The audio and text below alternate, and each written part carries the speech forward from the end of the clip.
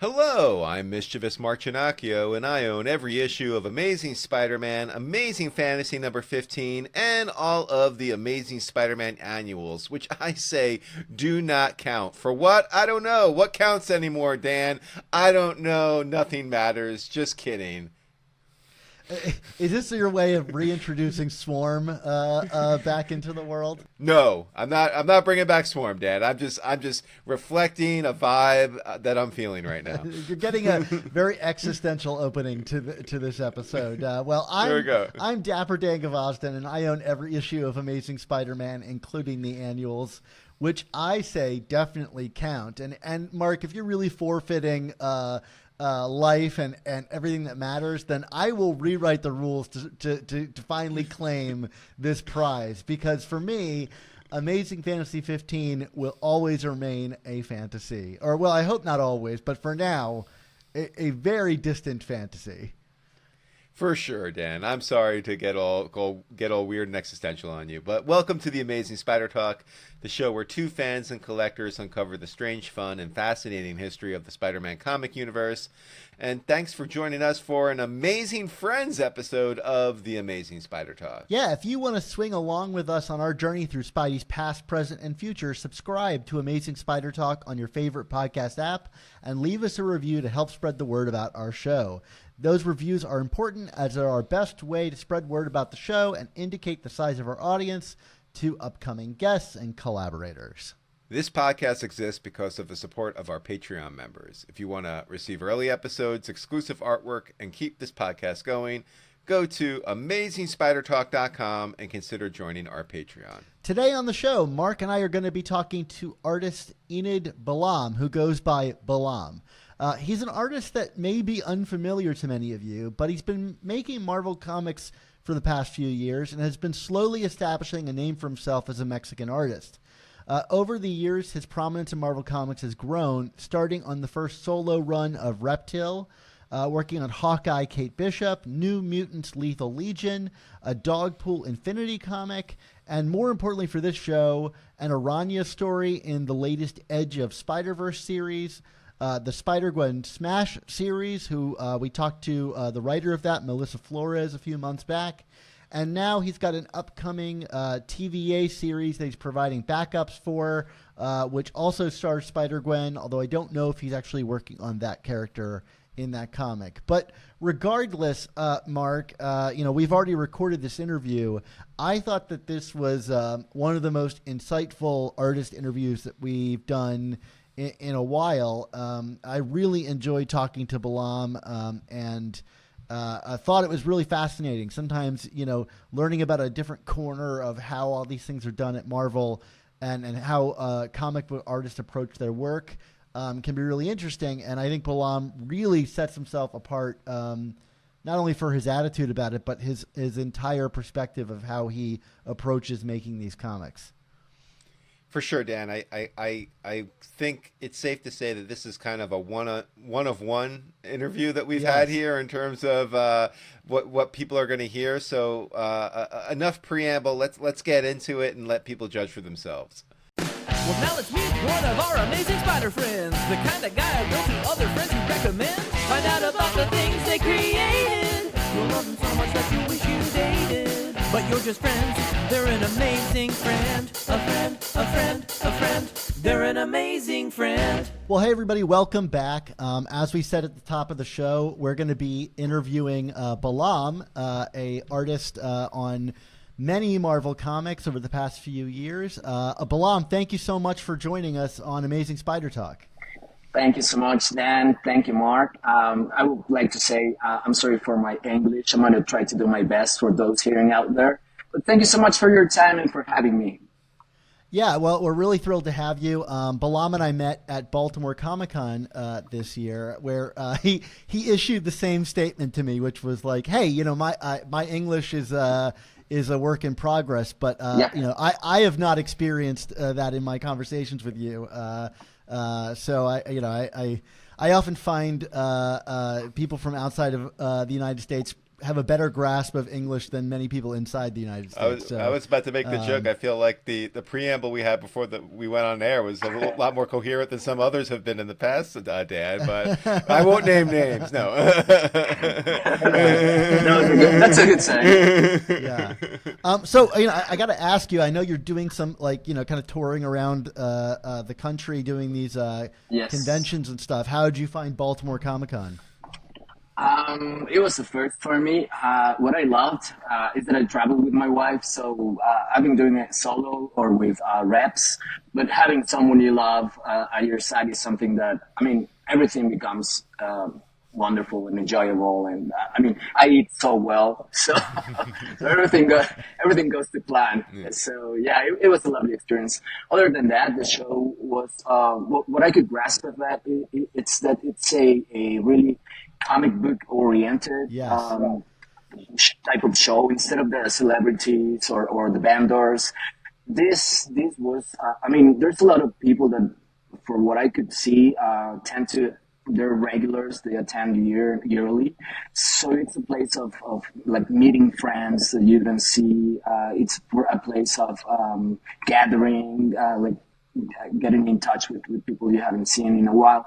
Plus, what I like to put a mark or shine a line into it. It was the Heroes Initiative. I wasn't aware of Heroes Initiative, which is a program that collects art that artists give away to this online or physical gallery. And they sell this art and give it back or try to help artists in distress, which is something that at least on my book has the highest regard. So yeah, thank you, Heroes Initiative.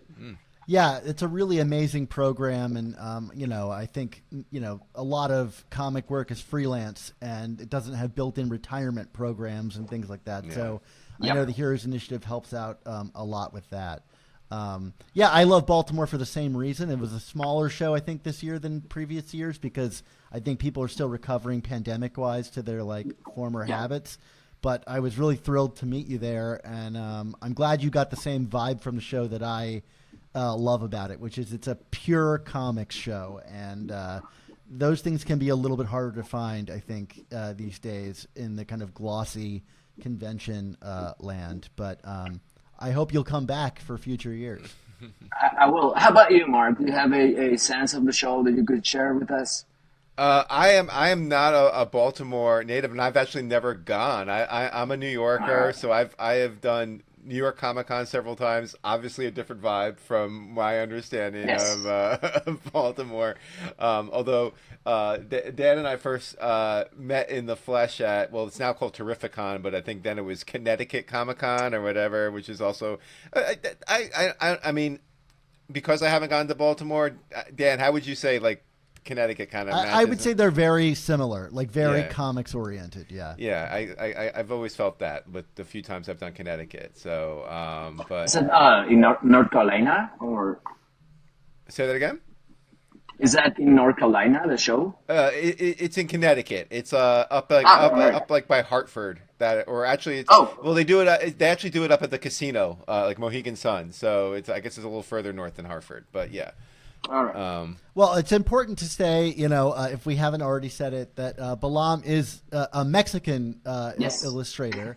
And for those who are watching us on video, and if you're just listening to the podcast and you want to experience the other side of what's going on here, while we're doing this interview, Balám is illustrating a Spider-Gwen for us. It's you can going. watch.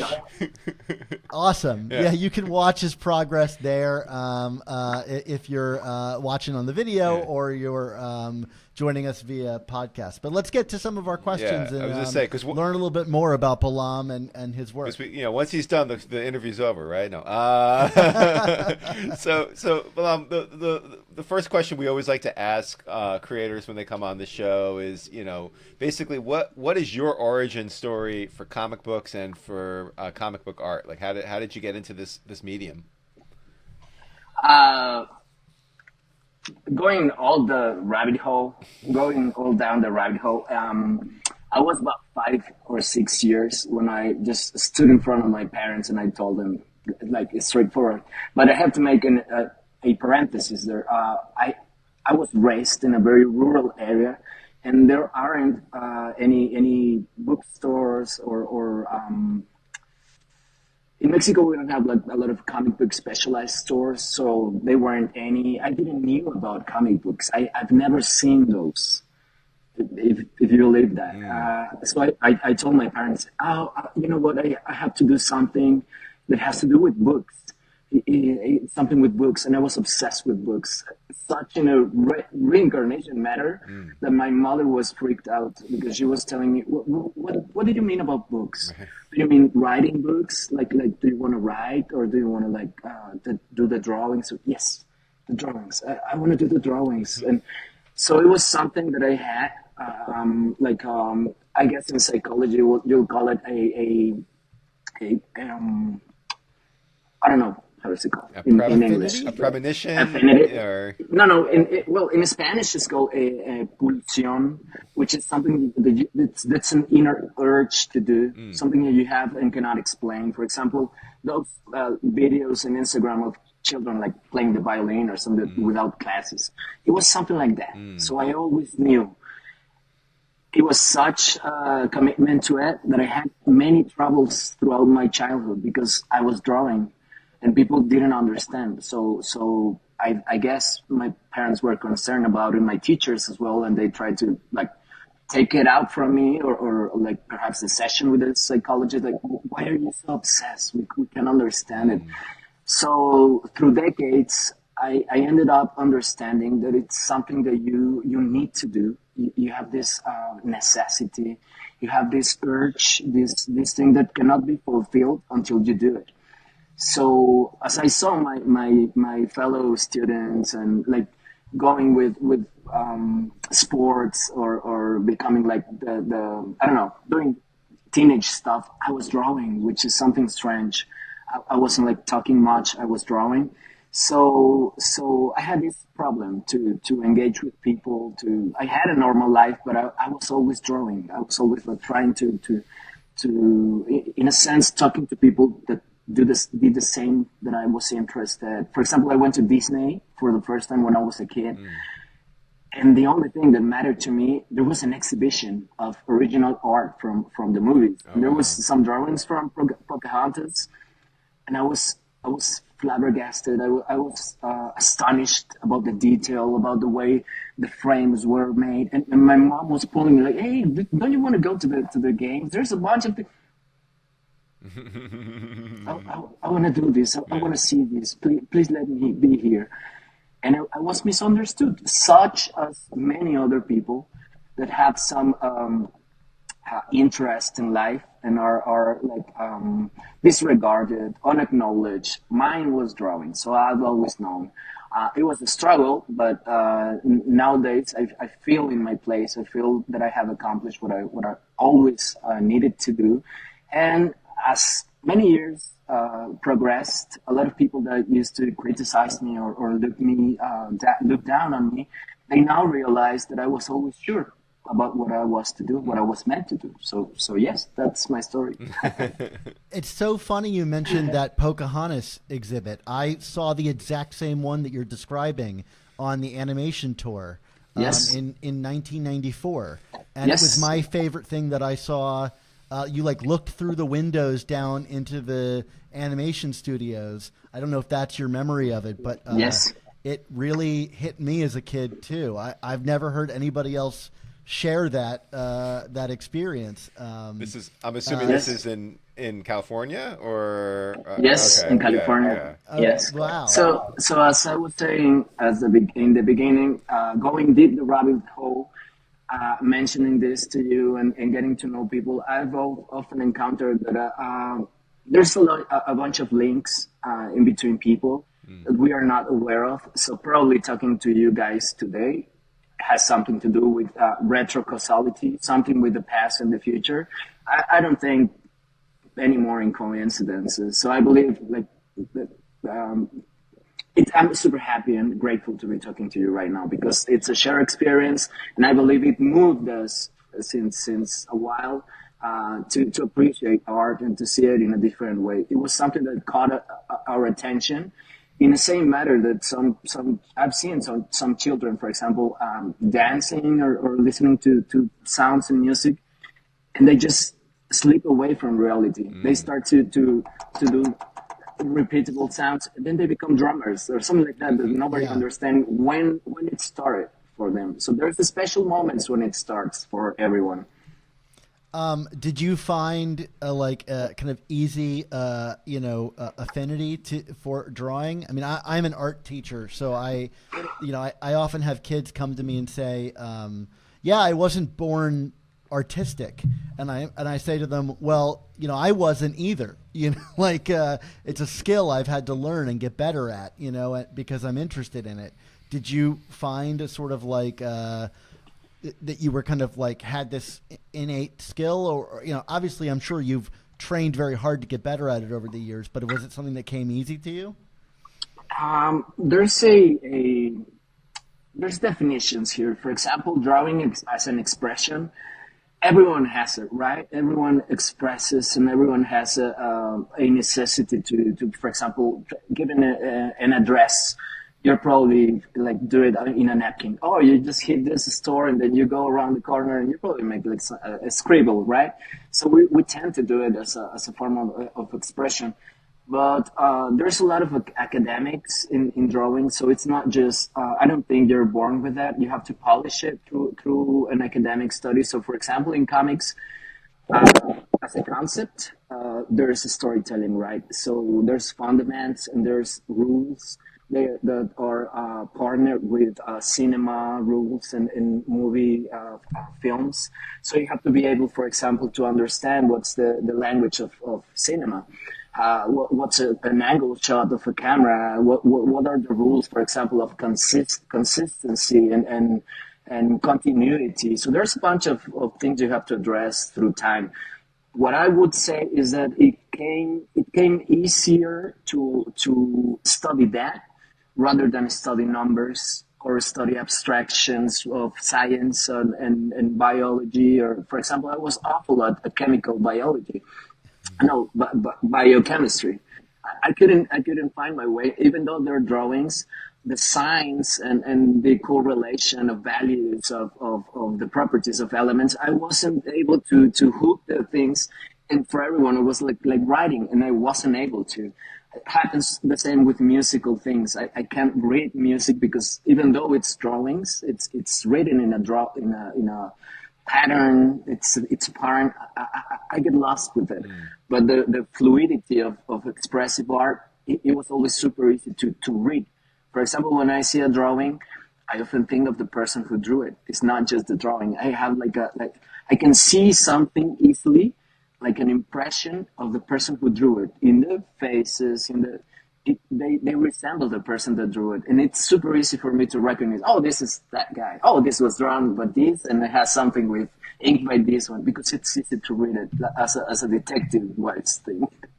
Sure. As a Mexican comic book artist, I mean, how do you feel your environment shaped, I guess, how what your development, I guess, as an artist? I mean, I know you talked about just kind of the innate nature of it, but like, I guess, as you started to develop your craft, how do you feel your environment kind of played a role in that? I did a bachelor's in visual arts, and I ended up working for a college doing a master's degree under an editorial profile. And I only had, through my whole career of it was more than a decade, I only could find one professor who was really interested in comic book language. So the other area of my school, my academic formation, it was about contemporary art and more of contemporary visual arts, mixed media, internet art, installations, sculptures. So yeah, it was super interesting, and it was really nice. But at the end of the day, I wanted to do drawings and I wanted to do comic books. So my push wasn't fulfilled or understood until I finished my academic life, and I started working with during, for example, my masters, it was really interesting because I wanted to do books, but I wanted to do something special. I chose 7 friends and I asked them about their lost, unfulfilled projects because we all have a book, right, Yeah. that we want to write, but we haven't do it. For example, there's this idea. Oh my gosh, I would always love to make a book about dreams because there's some connection. Everyone has an interest, right? Yeah. So my work was to pull from the beyond, from the oblivion, those 7 never happened books, never made books, and pull them from there through dialogue, through conversation, and make not the book, the process of the book. So what's your interest? And try to make a book. Some people drew, some people wrote. It was like a fanzine or a independent publishing thing. So I bought a risograph machine, and I reproduced a limited series of those books. So I went as a publisher. But it was an interesting thing. But after that, I knew my thing was working in comic books. I didn't want it to I have like half and half. I always see things from academy, so I read about comic books and analysis. That's what I was interested in, your observations, and I have the craft and the technical stuff. But I always try to find a way in between, not falling into the technical stuff, just or the overview. What I do, don't do anything and just analyze. I try to do both. For example, as you were talking about. The characteristic of one character.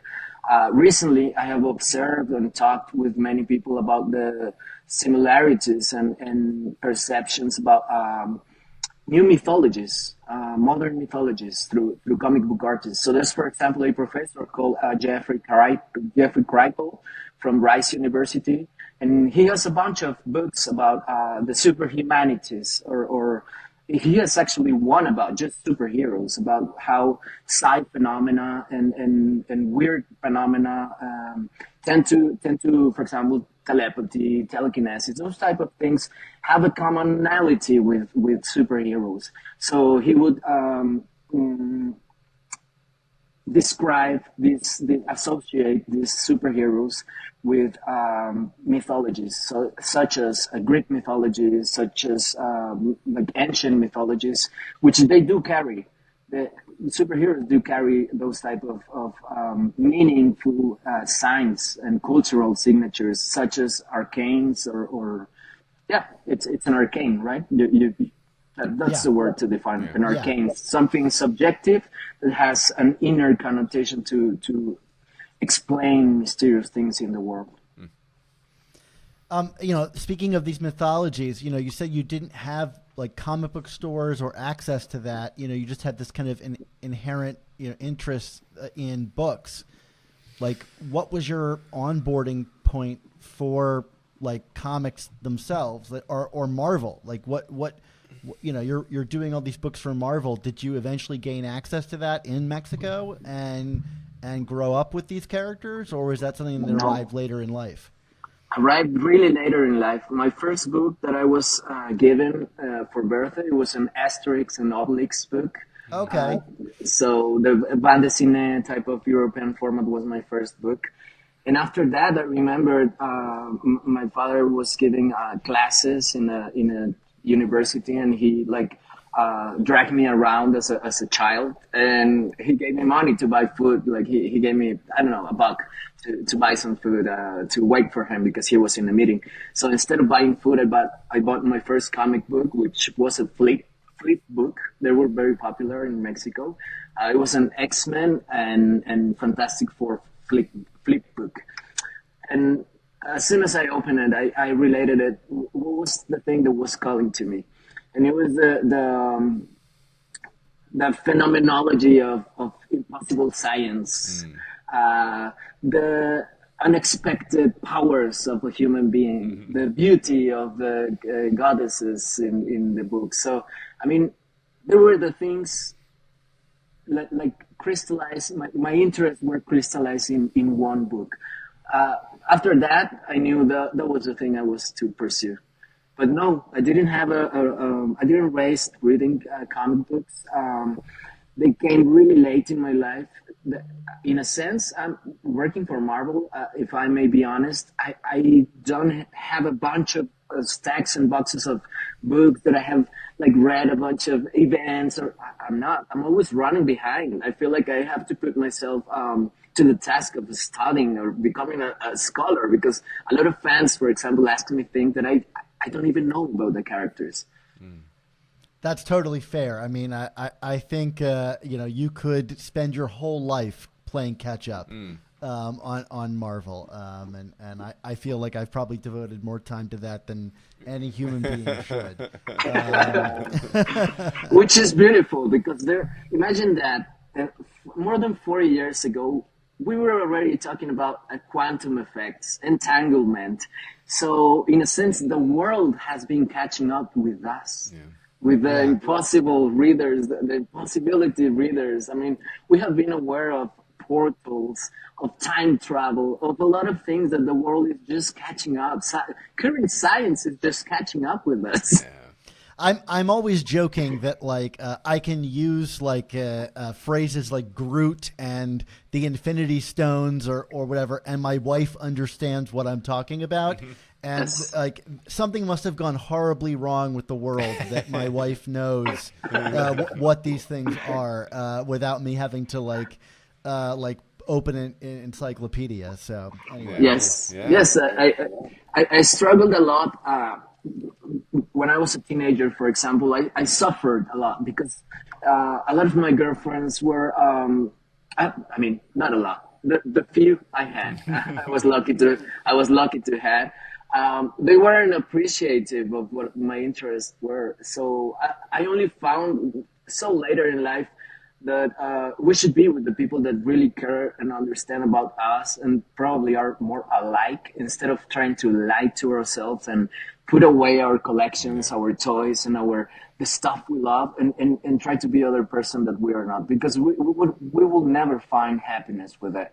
So, for example, my wife has become such a geek, and that she knows everything. She's super aware.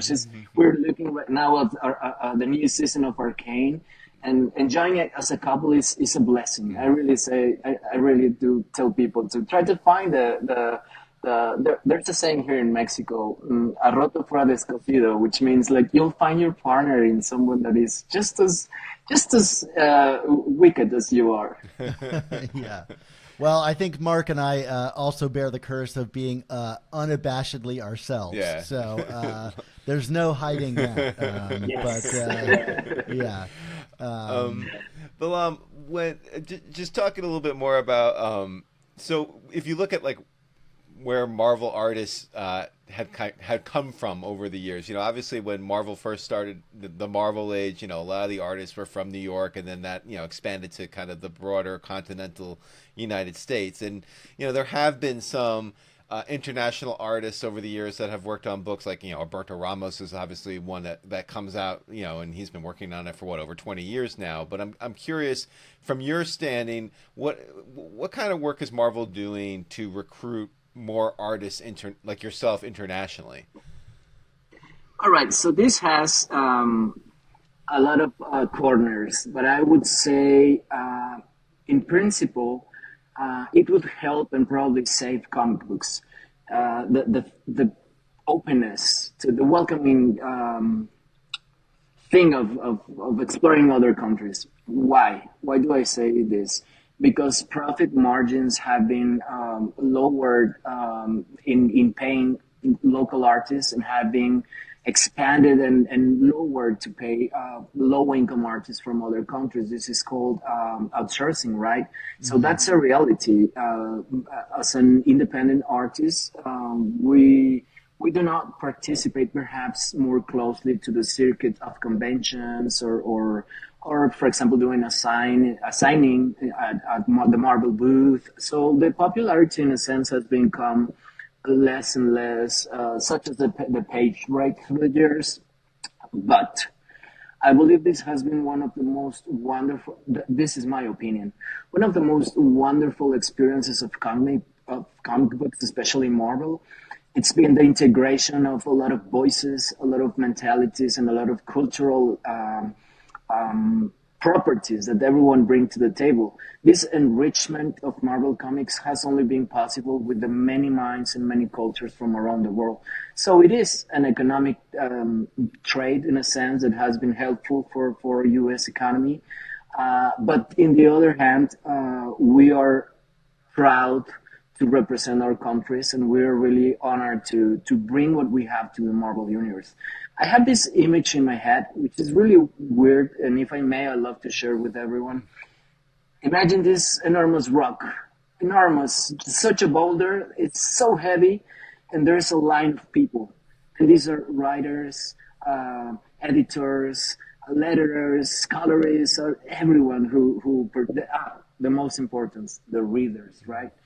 So there's a line of people, and this immense line, you can't even be able to see the end of the line. There's so many people, and whenever anyone is feeling like, oh my gosh, I can't hold it, I'm dying, another people enters beneath the rock, puts his hands, and grants his life to push the rock. So it's the theory of togetherness, I call. It's everyone playing the same game. So for comics to exist, we need every voice. We need podcasters, we need historians, analysts, readers, people that sustain this wonderful experiment, right?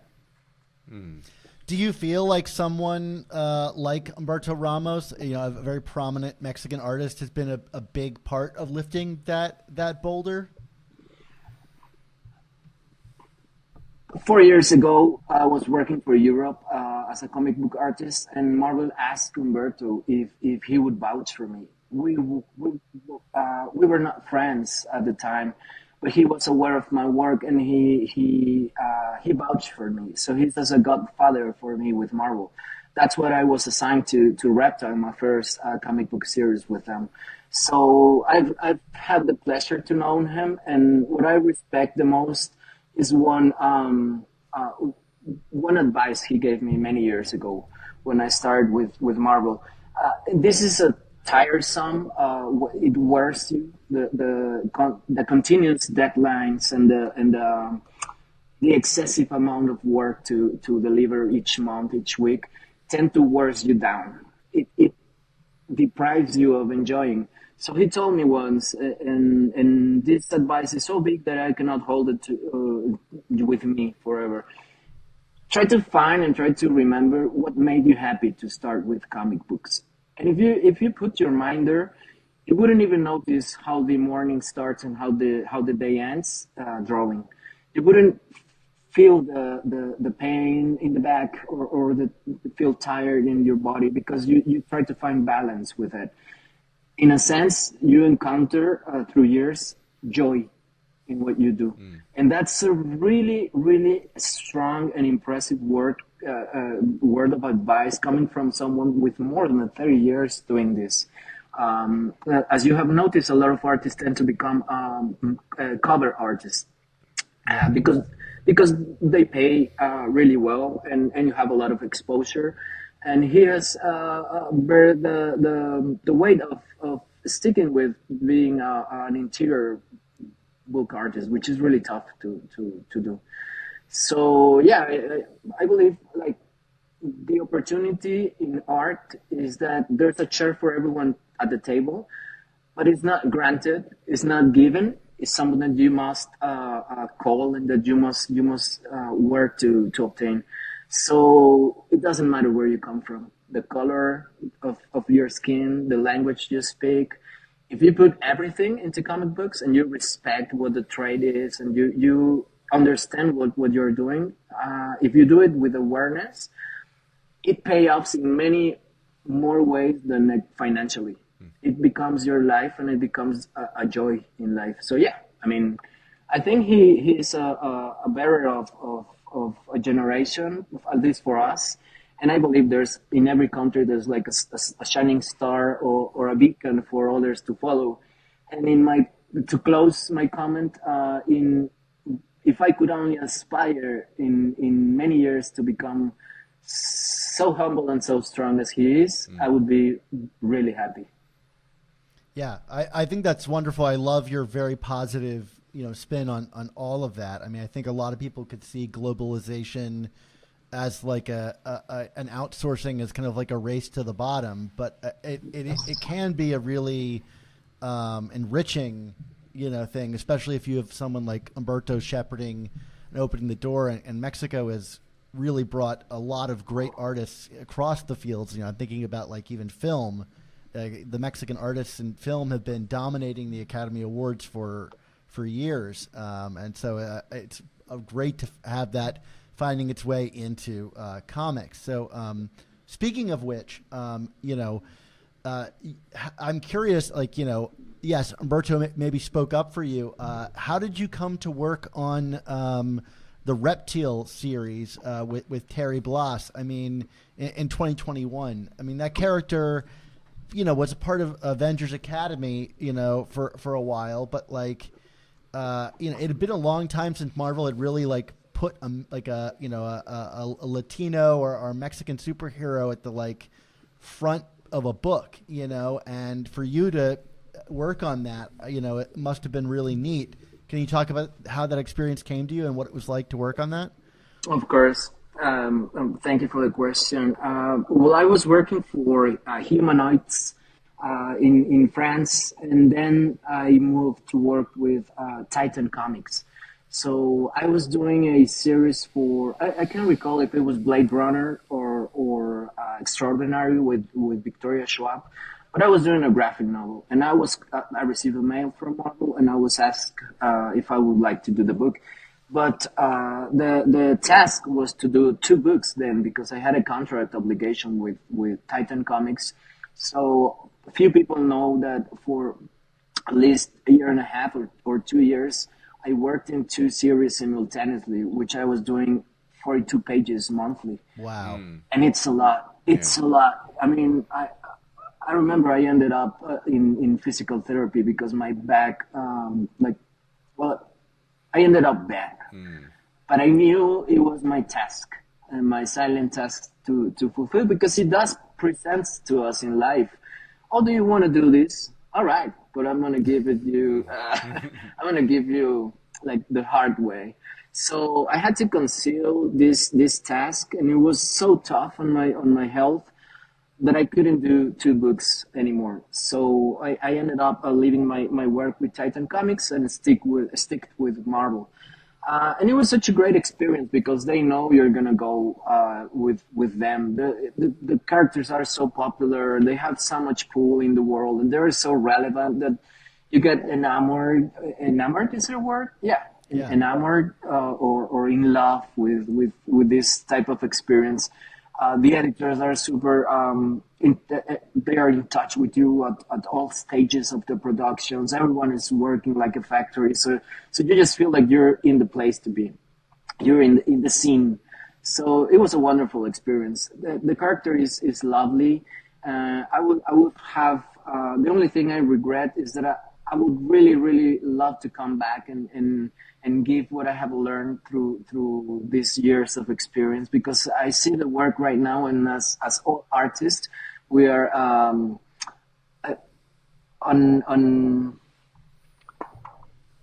do you say it?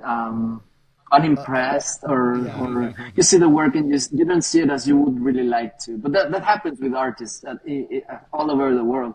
We see a friend who's very talented and we will say, oh, I wish I could do the things you do. And behind you, there's another person saying the same to you. Oh, I wish I could draw like you. So it's a chain of desires. Does that character mean anything to you? Like, being able to work on that? I mean, I'll even remark my son, it watches Spidey and His Amazing Friends, and Reptile's a major character on that. And it's just neat to see him elevated in that way. And I'm curious, as someone who lives in Mexico, and like what it meant to you to work on that character. Okay, so I'm walking my dog, right? We're walking at the same street we walk with my wife every day. And then I see a tag, a graffiti tag. And what does it say? One or 2 days before the mail from Marvel, it says Reptile.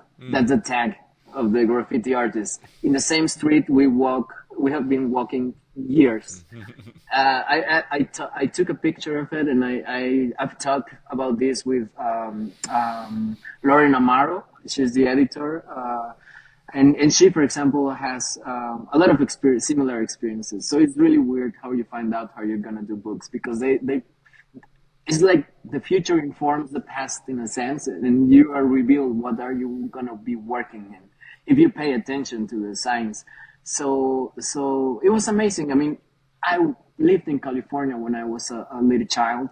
I went to school there, and I crossed the same paths where the book is, for example, MacArthur Park. I used to walk that park when I was a child. So yeah, it was impressive to see all the places and revisit all the places these many years ago. So yeah, I'm sure, for example, that I crossed paths with my editor. I'm sure, like going to the supermarket with my mom and sitting in the cart when I was a child or something like that, and she was crossing with, I don't know, probably. So yeah. Have you seen those pictures of people that found their partners, their husbands and wives in, for example, Disney pictures when they were kids? Yeah, I have seen those. It's pretty remarkable. Yeah.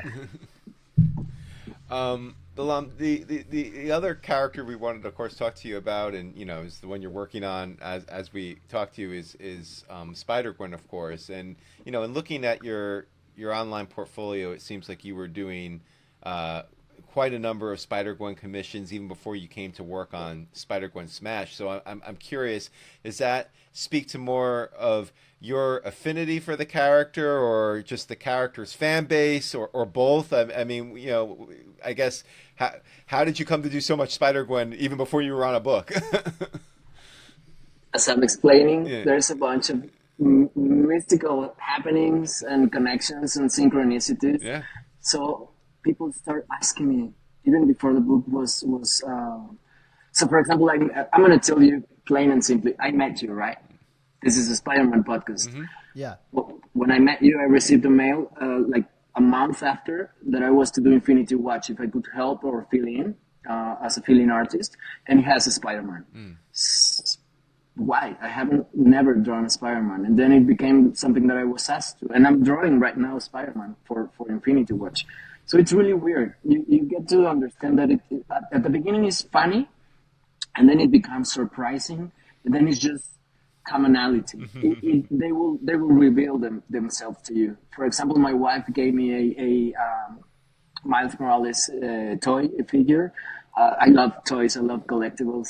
So she gave it to me, and then like 1 or 2 weeks after, I was asked to help with 5 pages of Miles Morales that the artist was behind. So I had this experience all over the way, like the characters talking to me and calling to me, and it's something private, but nowadays I'm not afraid to express it or tell other people, even though they'll think I'm cool or woo. I mean, I don't mind, because it's happening. It's really happening, and it's a shared experience. My wife knows about it, and she just laughs. She says, "Oh, you're gonna do Kamala, right?" And a month after, I get granted to do NYX. So yeah, it's happening all along the way, and the characters have a life of their own. They will reach to you. They will see what you're doing at your desk, and they will reach you.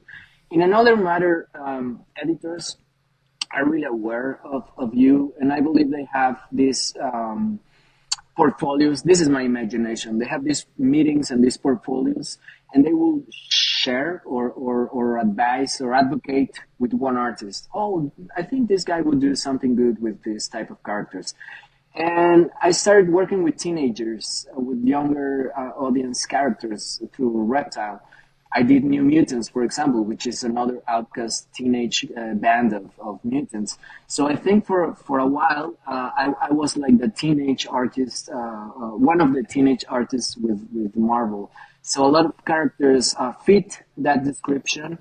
And I always tell, for example, other artists, if you could see your work in an overall manner, if you could like raise and from above look at your work and understand and be aware, where does it belong inside the whole Marvel roulette or display and sections? Where does your characters or your type of work fit You're a Venom guy. You're a monster guy. You're a robot and mecha type of artist. You're a somber artist, and you like blood, so you'll be with vampires.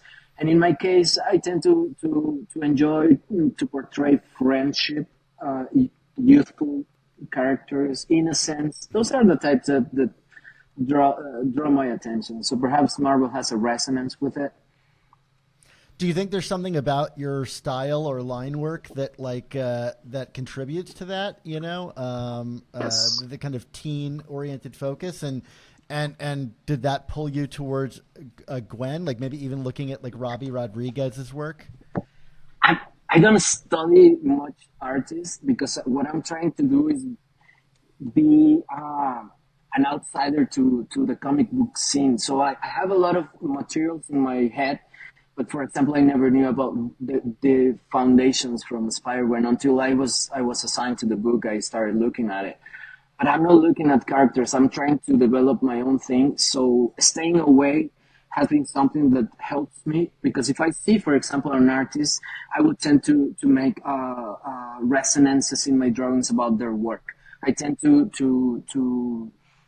be influenced in a lot of manners. So what I'm trying to do is trust in what I have, the uniqueness I have to bring to the Marvel game because there's so many talents, there's so many wonderful works.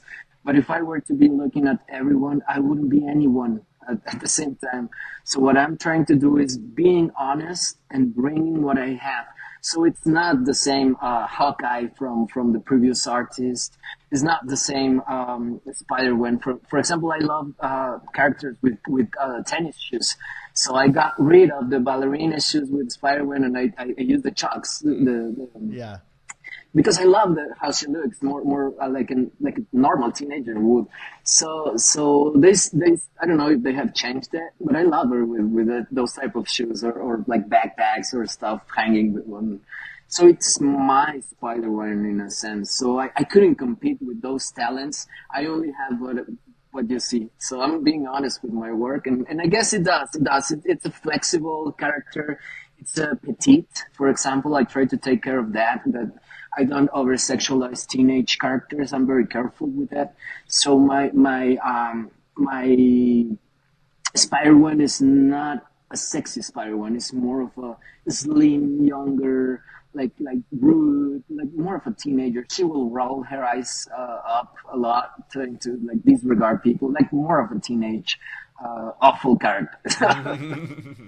Do you rely on the editors to make sure you don't like stray too far from the character's original kind of like appeal, right? Like you could change the shoes, but like there's certain things where you might alter it enough that it no longer resembles like what it is. You know what I mean? Yeah, I follow the path. I follow the established path, but I don't over marry with what it has to do.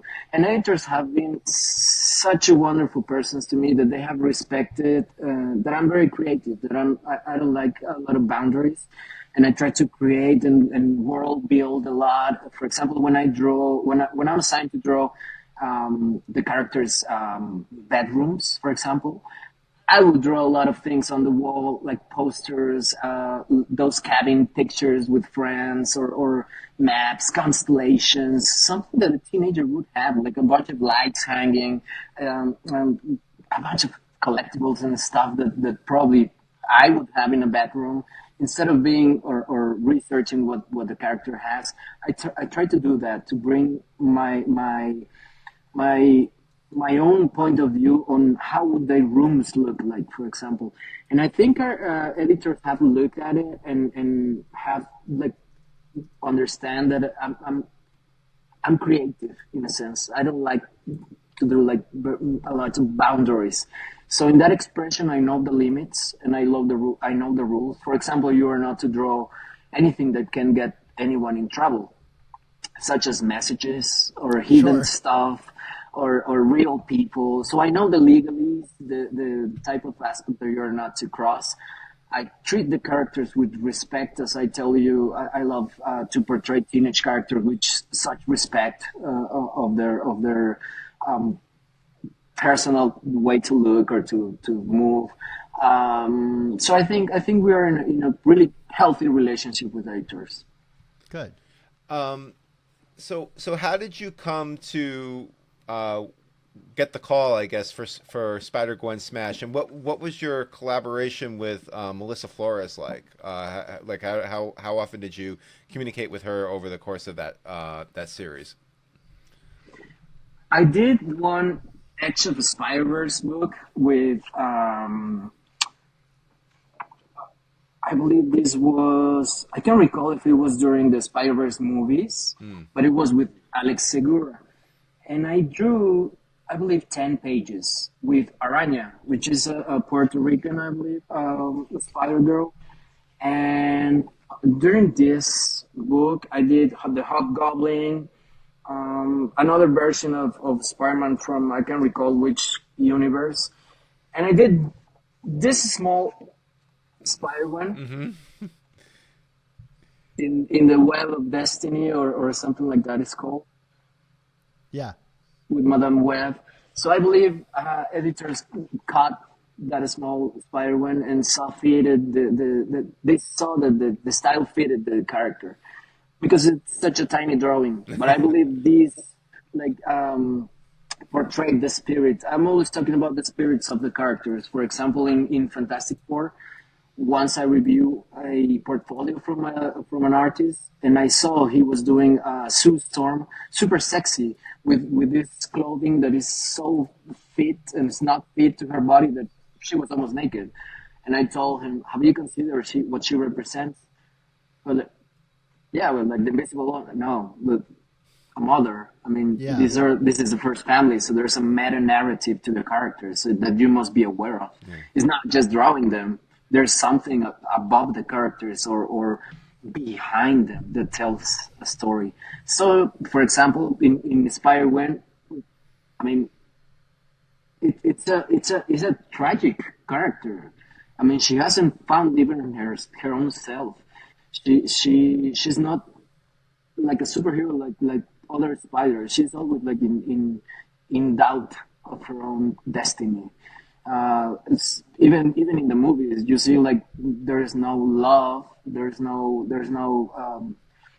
it doesn't reaches the end where she's loved and cared. She's always like a loner in a sense. So it's a struggle. She's a misfit even in her own band. Like she has a bunch of things to solve. So it's a really interesting character. It's an agonizing character, but there's so much power into this new expansion of the Spider-Verse and of the Spider characters. Each portray an arcane of the Spider universe. It's like a Spider-Man. He fragmented its possibilities. So each character is to carry or explore a new type of personality and a new type of problem for the character. With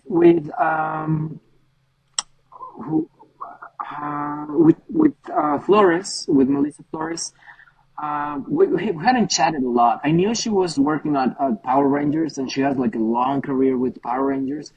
So she, for example, understands really well that everything that we create belongs to Marvel, which is something that gets into question sometimes. Who is the owner? Who is the creator? Well, you're not. You're serving a purpose here. You're addressing the characters and the intellectual property, and whatever you bring is something that adds to the universe, but it doesn't belong to you. And you have to be fine with that as a creator, at least with this type of companies. And Melissa understands it really well, how to work with a franchise. So she's very respectful and creative, but she knows the boundary. She knows where to push and where not to. So it was a delight to work with her. Plus, there was a lot of freedom. She would send me a lot of references, but in problematic areas of the script, she would say, "Please, if you find a better way to solve this, please do it."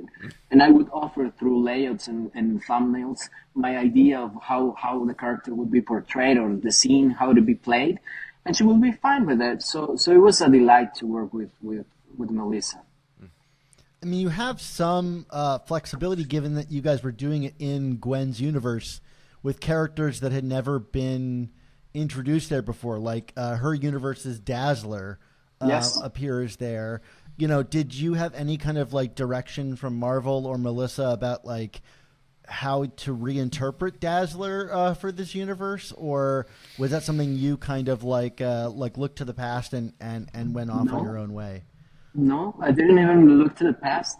I wasn't aware of Dazzler even when I started working with the character. I mean, I've seen her obviously, but I wasn't aware of who she was or her creation, her creator, or what was the intent when she was created with Marvel and bringing new characters, female characters to the scene. I mean, I wasn't aware. What I tried to do is it was like a sassy character, a type of person that would look down to you, something like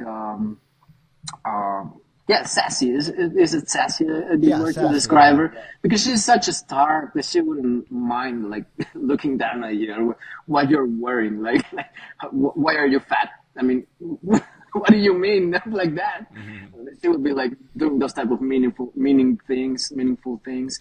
But in a sense, she has this pureness because, for example, we have never seen her, at least that I know, marrying or like in a more contemporary setting. She has always been like a glowing star from the scenarios of like musical fandom. She has been always like a star. Plus, there was a modern question in the air. Everyone was talking about what's the name of this super famous singer?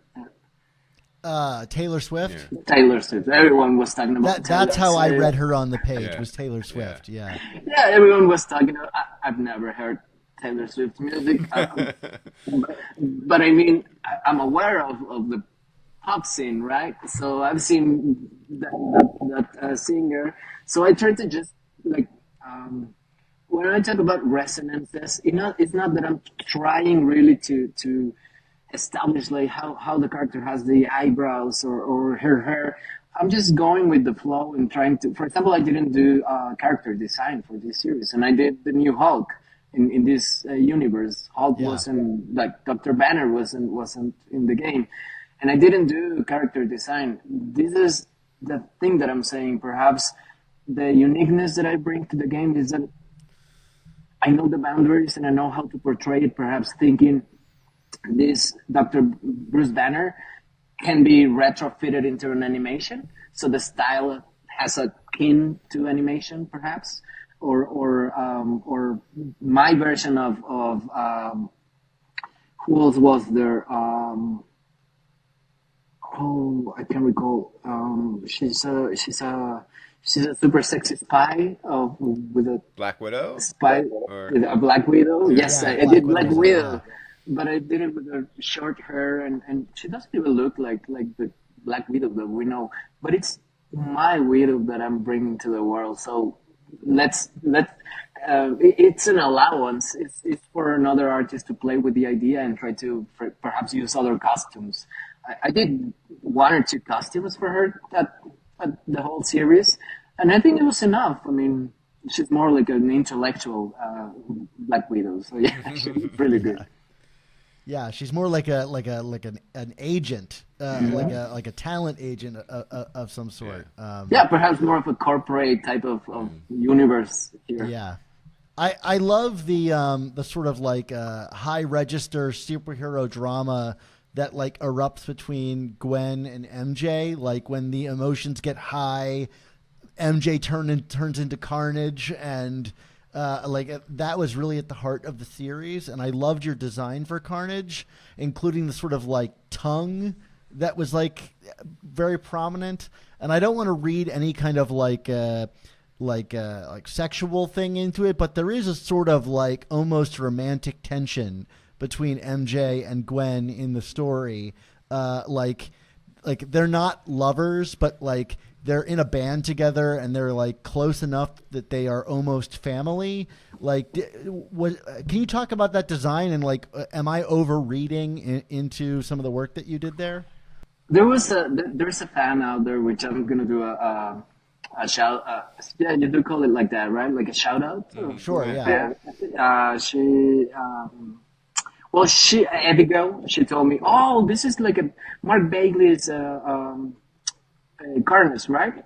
Yeah, he did like he did the original Carnage, and he did like an Ultimate Carnage where Gwen was Carnage. But yeah, All right. Well, I wasn't aware of it.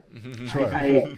Because that's the only Carnage I have from Mayfix. I have one small Carnage and a Venom, and that's the only ones I knew. That's the ones that are in my head. For example, when people ask me for a Ghost Rider commission, I always do the Johnny Blaze with the spikes and the jacket and leather jacket, and everyone is like, but there's more Ghost Riders now. Do you know the Robbie? But no, No. I'm not aware in my library, my consciousness library. That's the only Carnage that I know. A psychopath, a really like dangerous character in every sense. So it's not a fun character for me. It's really like a really scary character. So what I try to do is try to do this prong or this like an insect type of defense mechanism with the tongue. He would not just bite, but like launch the tongue with this, has these spikes, and perhaps if they get stuck into your body, he will rip apart things. So it's a dangerous design. It's something that is full of spikes and things moving that I don't know.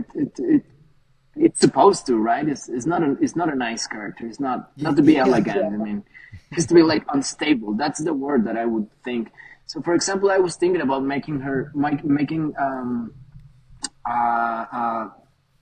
after I saw the book, I was thinking perhaps I went really, really timid and shy with the character. I should have made it like a mess, like something moving. Like do you remember that horror movie, The Blob? Mm-hmm. Of course, yeah. The 80s one is one of my favorites. Yes, of course. Well, for example, that I would have make it like a morph type of thing, like changing and moving. And I was timid, I was shy, but I mean, it was like that.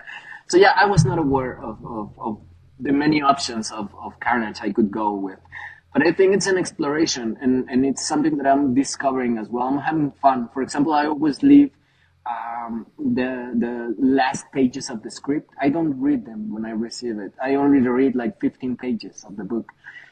Then I build everything because I like to be surprised. I'm a reader too. I'm enjoying this. So I don't want to be spoiled. Like, okay, so I have to draw this. I already know how it ends. I like to be exhilarated while I'm drawing because I want to know what's happening. What's the cliffhanger? I want to be involved. So I'm sorry I wasn't aware. And if it reads like a sexual type of design with the tongue, I wasn't thinking about it, but perhaps I was caught in the flow of the text what I was reading, and perhaps this type of erotic relation it was measured, but it was there unconsciously. Perhaps if it was something purposeful, I didn't do it like that. It was something that was explored in the design. So yeah. I don't mean it as a critique. Like honestly, it enhanced the story for me because the two fight like lovers, like and they have through the history of the series. And so like something as intimate or whatever, or as gross as launching your tongue at people, like it really enhanced the story for me and felt like a strange payoff to their history. And I guess the character is growing as well. I mean, as time progresses, characters tend to have a life of their own, and they age. So they overcome other types of difficulties. It's not like, saving the day. As you've seen, the characters tend to age and have struggles as we all do.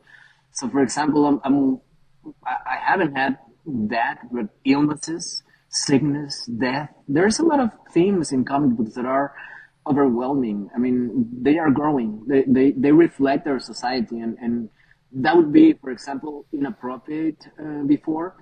So when people tell me, comics are going, because I have those type of fans, comics are going bad. They're not violent enough. They're going soft. You're messing up the essence of comics. I'm like, have you been paying attention? Because there is so many things for everyone right now, and even in the 80s, there was like, this is it, and we're not to go outside this margin. The comics are, as a form of art, they're supposed to be an open code, right? We are rewriting it every time. They are open to new artists, and we bring so much exploration into it, and everyone witness the magic of comics because they engage in new things, right? They bring new things. If we were to draw just how it is too, it would be boring. Now, Balam, the Spider-Gwen Smash story ended up being concluded in that giant size Spider-Gwen comic. Were you ever meant to be a part of that comic, or was that just something that was kind of done separately after your initial few issues with Melissa had concluded? I finished. I believe I was moved right away to New Mutants. Okay. So I guess there's like projects, like the main projects, and then they would call like assistant artists or another artist to fill in those stories. So I think it was planned for me not to have it. I think I was only granted like the series only, like the series, and another artist, which was another Mexican artist, Alba Gonzalez, and I'm really proud of her work. She did really great with a whimsical, fun, like cartoony style. I mean, I loved it. Yeah, yeah.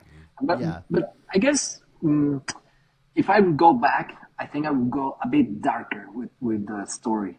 If they would let me, I would do a more like obscure type of Spider-Gwen. That would be my thing. Like to go in a more obscure thing, a more adult series. That would be awesome.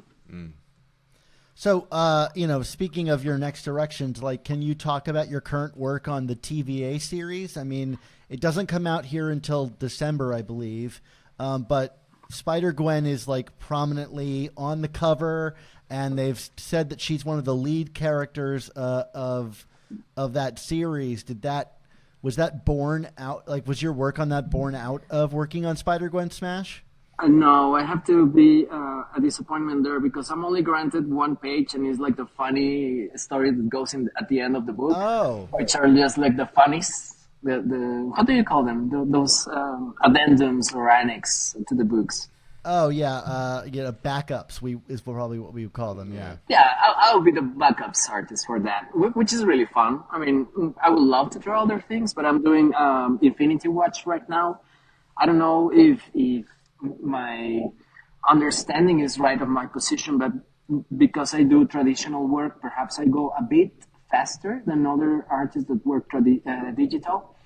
So I might be right now in the position of filling in books to complete the series, perhaps because the time has gone wild and I'm to draw in a really snug time frame, which is weird because everyone wants to be like with the ego, right? Everyone wants to be like, oh, I'm doing this. I'm Yeah. a super artist. But my position is humble. I'm the artist filling in and saving those books. So perhaps my work has that position right now, which is really good, and I'm grateful for it. Yes, if I can collaborate with other artists, that's super good. And if I can be of service and assistance, every work that comes to my desk, I will be eternally grateful and will work the same if I'm the main artist or the filling artist. I will do the same effort with everyone. Well, I noticed your style straight away, so I hope to see you continue your ascent. If you could do a run on a Marvel comic, is there a character that would speak to you specifically? Yes. In recent time, I've been falling in love with Rocket Raccoon. I would love to. I would really enjoy to do a Rocket Raccoon miniseries, but like no rules, right? Like you go wild with the series, something that would be really memorable. So, do you remember the last movie of Guardians of the Galaxy, the whole Sure, yeah, Raccoon that's great. story? Yeah. We were tearing, like we were crying at the movies with my wife. We were like really teary eyed and following that story.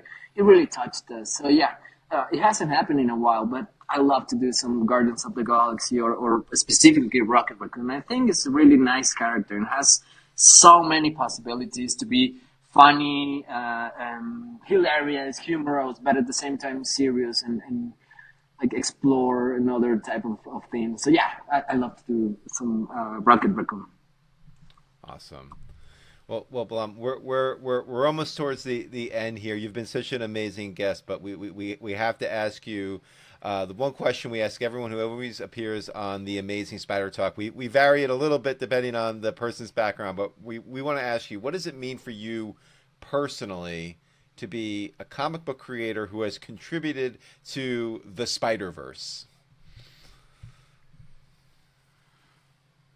Okay, if I could go back from 30 years, and if I could see the 6-year-old that wanted to do something with books, I would really tell him, you must trust yourself. Your voice is important. What you have to bring to the world is important. So trust yourself. Don't get disappointed. Do what you came here to do. Forget about people telling you and putting you down with reality. You are not to be in reality. You are to be an agent of the comic books and do impossible things. So you must do what you came here to do. And that probably, if talking about what I said at the beginning about the future informing the past, probably we have all had those type of signs. So stick with it. Stick with your ideas because they're important. And it's not just for me. I would say that for everyone that is trying to do something creative, whatever it is, it's really important. It does define the world and helps us grow as a society. We can't overshadow the importance of creativeness in the world.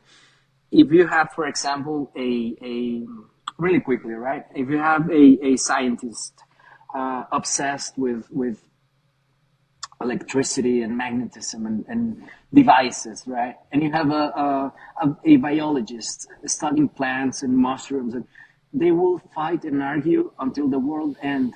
But if an artist comes into the room, he will say, "Hey guys, let's make a project. Let's create a device where we can hear what these plants are feeling."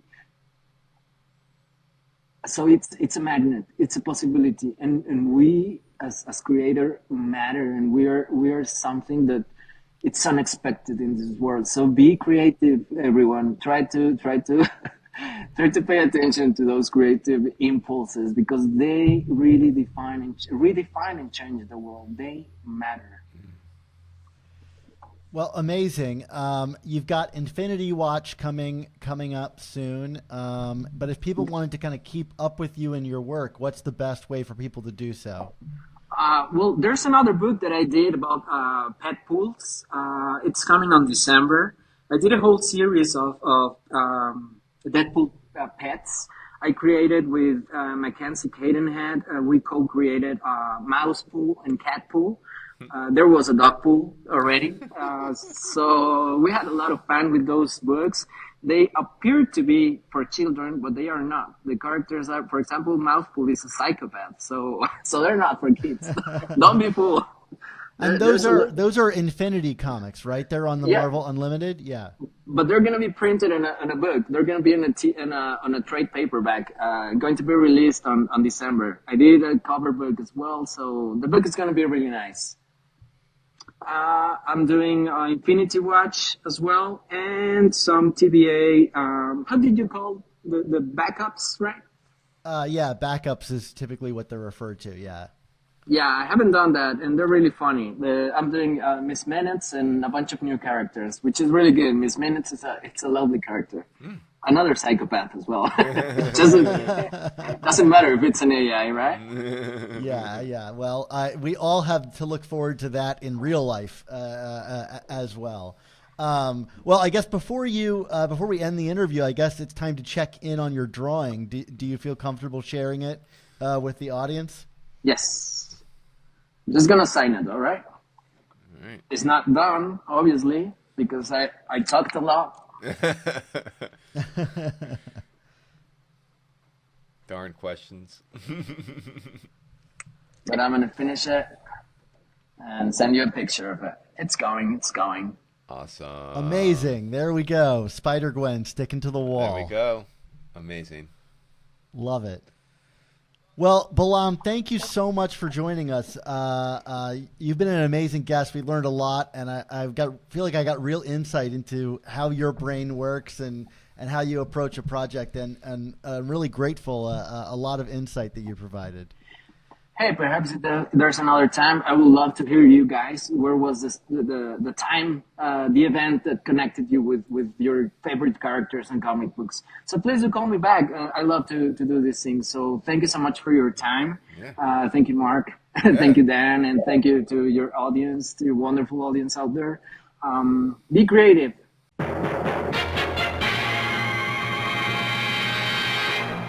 So once again, Dan, I mean, that was such a fascinating interview with an art. I don't want to make it sound like it was unexpected, but like, I mean, I guess it was. That just went in directions I wasn't expecting in a very wonderful way. You know, I've often joked about the sort of like Slumdog Millionaire effect of this show. The idea that like a lot of these interviews that we end up getting kind of happen purely by like freak circumstance. Now, this was something I bumped into him at a convention and talked to him and was really happy that he was interested in coming on the show. But I really liked his perspective about like fate and things kind of drawing like things together. And I feel like so much of the stuff that you and I have done on this show, like maybe even just by putting a very Spider-Man centric perspective on life, has allowed us to get very strange interviews over the years. You know, I think about like me teaching Ralph Bakshi's grandson allowed me to interview Ralph Bakshi on the show. But I whatever fate, if you believe in fate or what have you, that made this interview happen, I'm glad that it worked in that favor, and we were able to get him on, and hopefully we'll have him back if he does more Spider-Man work.